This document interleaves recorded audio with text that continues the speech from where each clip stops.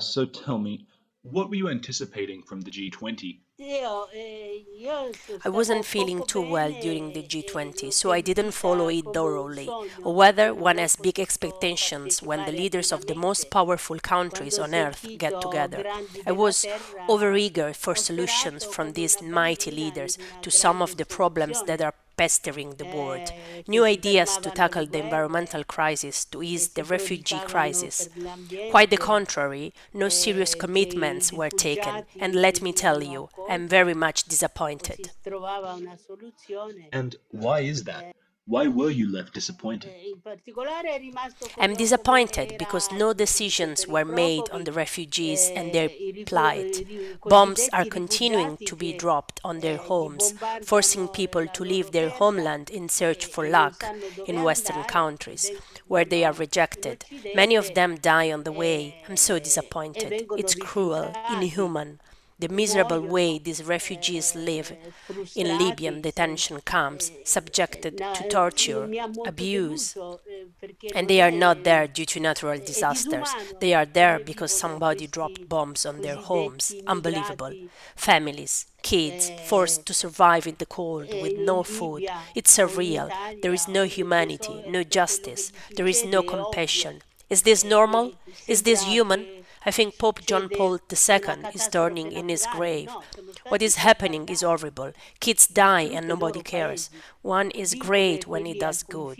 Power and money give us opportunities to do good, not bad. Furthermore, the climate crisis was not seriously dealt with at the G20. UN experts recommended net zero emissions should be achieved by 2050. Some countries say the target date should be 2060.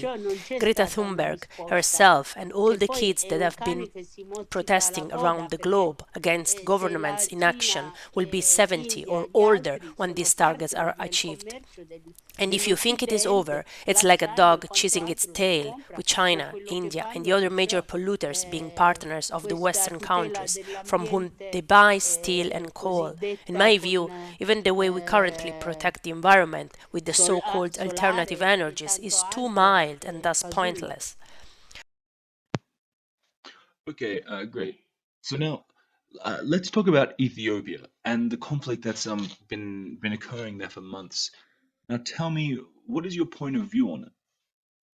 The reason of the crisis in Ethiopia is not ethnic, as the media wants us to believe. The real reasons should be sought firstly in the fact that Ethiopia is placed in a highly strategical area, secondly in the observation that the war there has been triggered by the West, with the US providing aid, food and weapons to the people and kids of Tigray and nothing to the Ethiopian kids in the south of the country.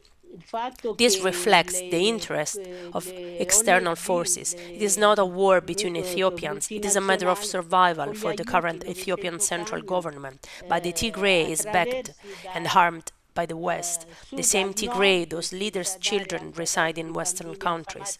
Here, in the West, we have become indignant over child soldiers, and the Western leaders are turning a blind eye to the many of them being used in Tigray.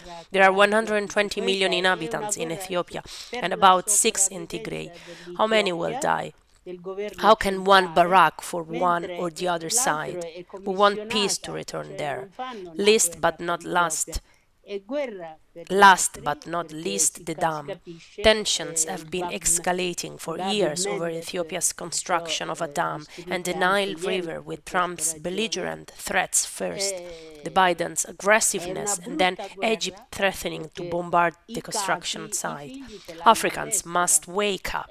I don't care whether newcomer investors are Chinese or what. It's not about changing master, it's a matter of justice. Justice.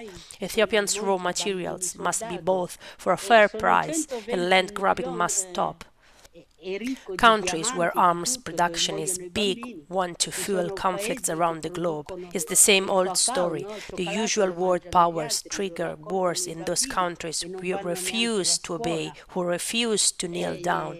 This is how multinationals, foreign states, grab raw materials for peanuts by planting wars into developing or poor nations. They demand obedience. They put their yes men at the helm of countries rich in natural resources. Look at what's happening in Congo, potentially one of the richest countries on earth, where the majority of kids don't even go to school.